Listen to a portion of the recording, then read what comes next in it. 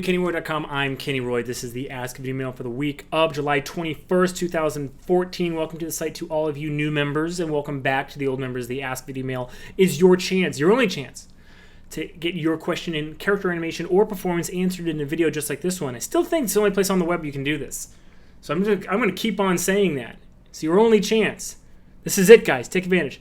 But if you want your question answered, of course, I need to get it. So please send your questions to webmaster@kennyroy.com. I go through all the questions and I answer the ones that I think will help the most people. There's no such thing as a stupid question, and it is the best way to get the most out of the site. I hope you're enjoying life. Hope you're loving life, loving people. I am. This is an inversion table. I know you're wondering. I take ergonomics. I know you know I take ergonomics very seriously. There was an ergonomics webcast that I think is still accessible in the webcast section.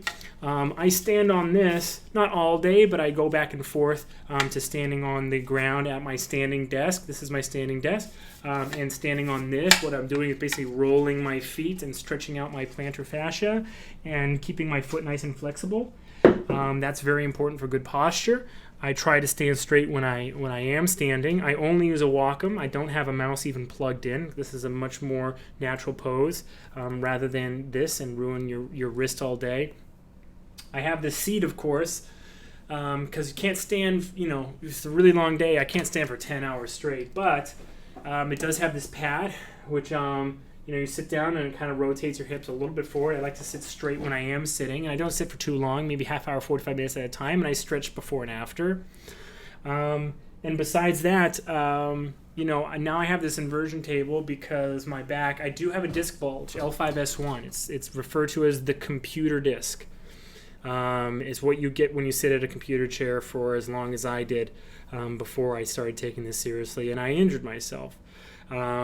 This is sort of my latest effort to get my back on track. I'm doing chiropractic, but I'm not getting the results I need. I need to strengthen my core, do some yoga, and I'm hoping a little bit, just like gentle inversion therapy. Not going to try to overdo it. Is going to help me out. But I just want to update you guys and show you that probably more than ever. With all this equipment around, probably more than ever, I am super committed to and over the top about my ergonomics. And if you are beginning to feel any of the things that are a result of poor ergonomics, RSI in your wrist, you have to switch. You have to switch either a vertical like a handshake mouse or a Wacom. You have to. It's your body, it's your livelihood. You're not going to be able to work for very much longer if you're already feeling pain. If you're feeling pain in your back after sitting down, you have to stand up. You have to do core exercises and strengthen your back. You have to do it. Don't be like me and wait too long, because I have a back injury that basically I'm going to have for the rest of my life. I'm always going to have this disc bulge, and it pops up, it flares up every once in a while, and I'm in a ton of pain when it does. So please take care of yourselves, guys, okay? Anyway, that's not what this week's video mail is about, of course. We have a question, and this is your chance to get your question in character animation performance answered in a video just like this one. I think that this is still the only place on the web that you can have that you can do that, all right? These are your questions, guys. If you're struggling, please send them in. And also, you can send me your Maya file.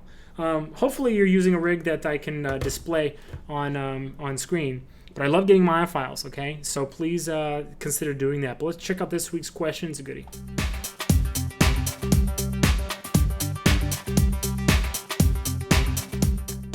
Indeed. I would love to show you a generic blank. So let's just basically go over some of the things about a generic blank. There's only a few things you need to keep in mind. One is that you do need a little bit of offset, just like a frame or a half a frame of offset. I'll show you what a half a frame is of offset in a second. You want the closing to be faster than the open, not by too much. 1 or 2 frames again.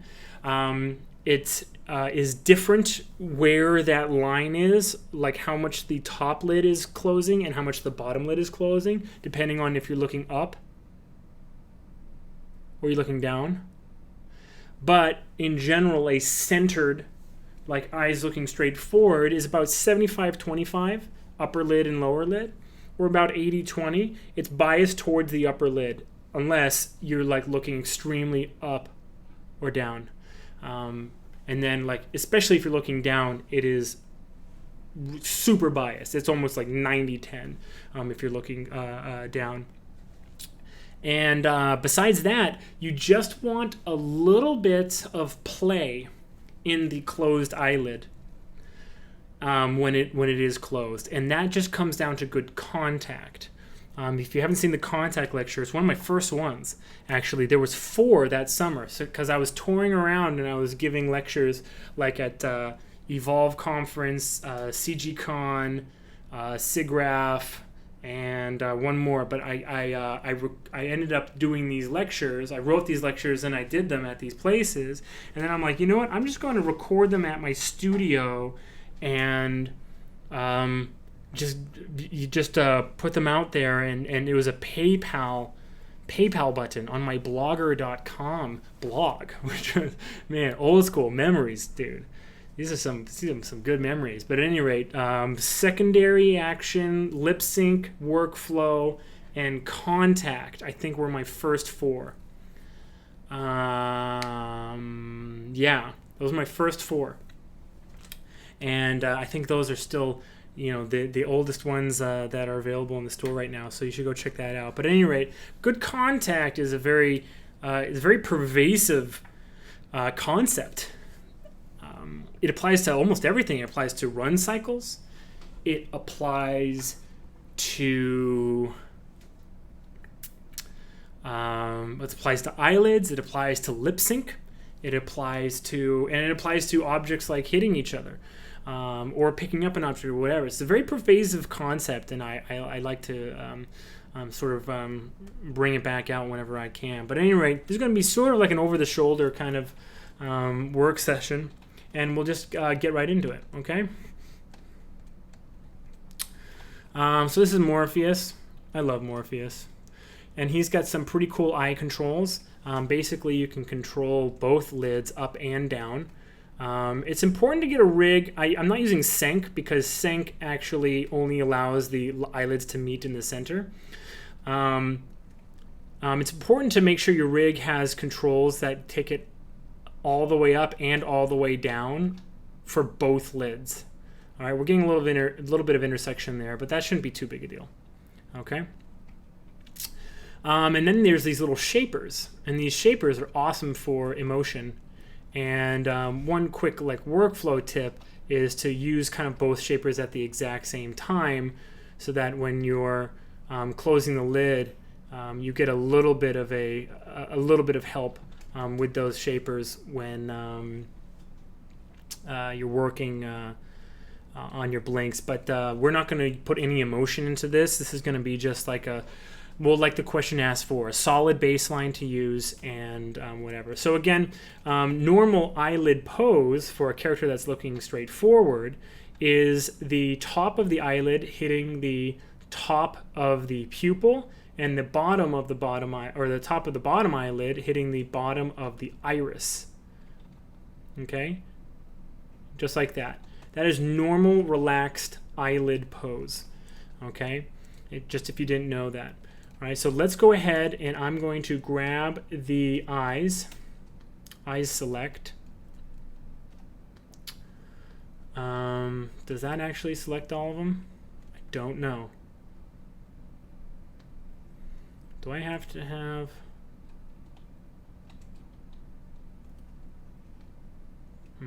I thought that would select them all. All right, it doesn't matter. I can make I can do this rather quickly, actually.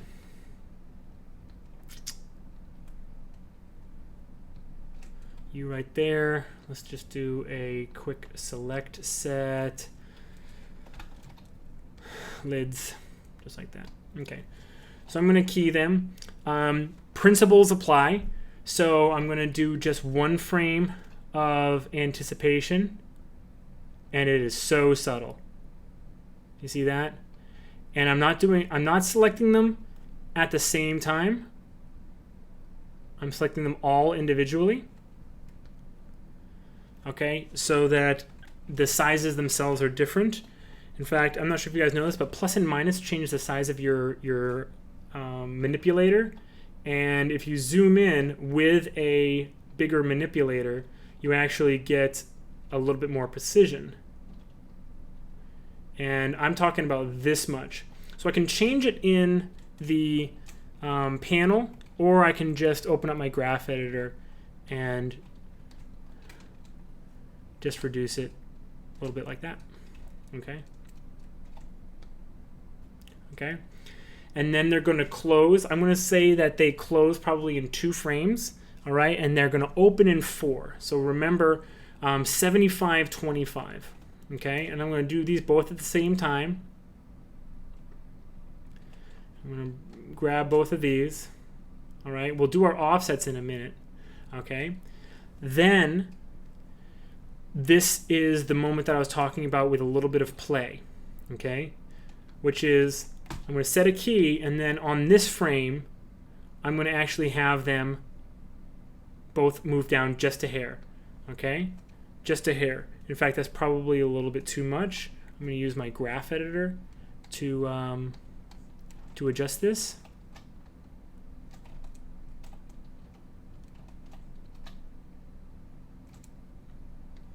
Okay?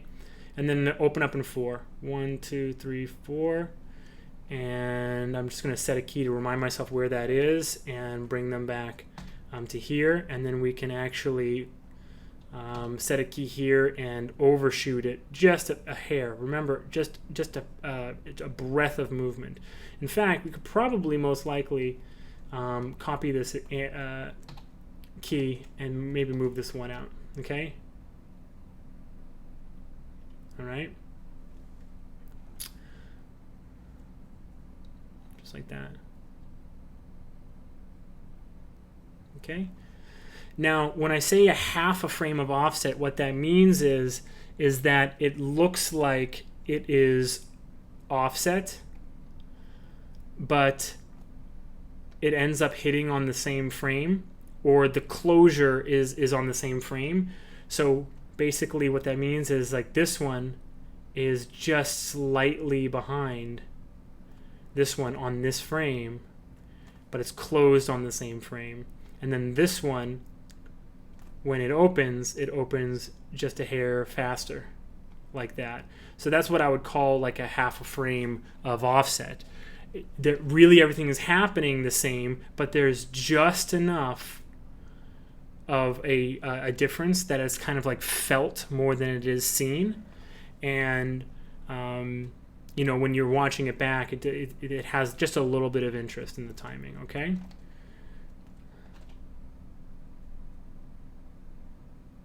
Okay, and now what I'm going to do is I'm just going to play a little bit with the timing and see if we can't get something that's a little bit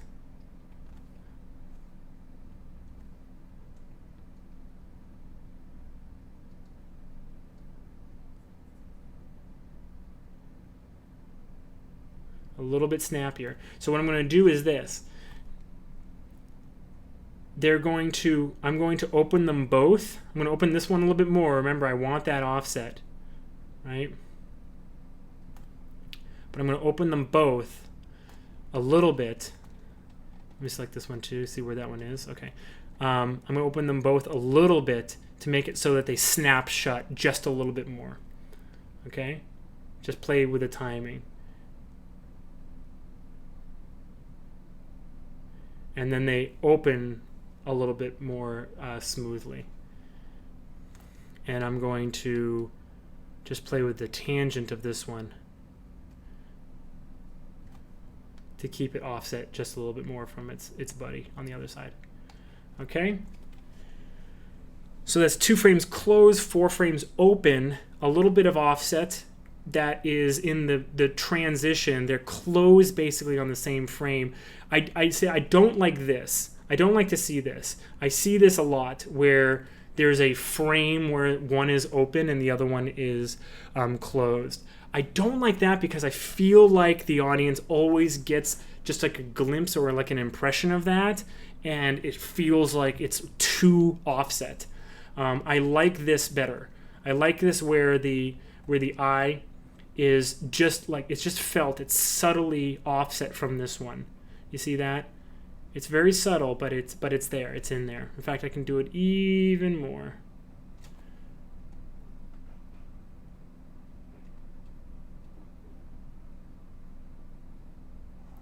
And then this one, I feel like that's a good amount of offset. Yeah, those are pretty good. Okay, so let's watch it.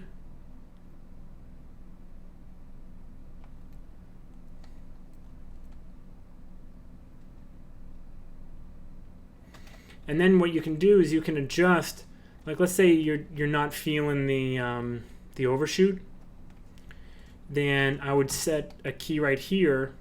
But since this is obviously way too fast into that, I turn my curves to weighted, and then turn on the weighting handles, and then make this like much more plateaued, especially this one.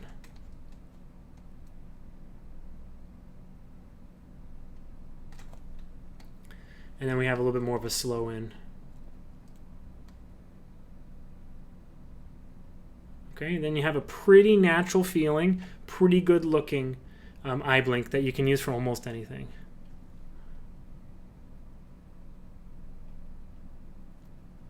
Okay, great. All right, well, that's it. I hope you enjoyed that. I will save the scene and I will give it to you guys so you can just play around with it. The Morpheus rig is available in the download section of our site, so you can play with that too. And that's about it. Thanks for that great question. Remember, guys, to send yours in to wrong button, webmaster@kennyroy.com. I'm waiting for your questions. Looking forward to answering them. Good luck with your animation. As always, rock on.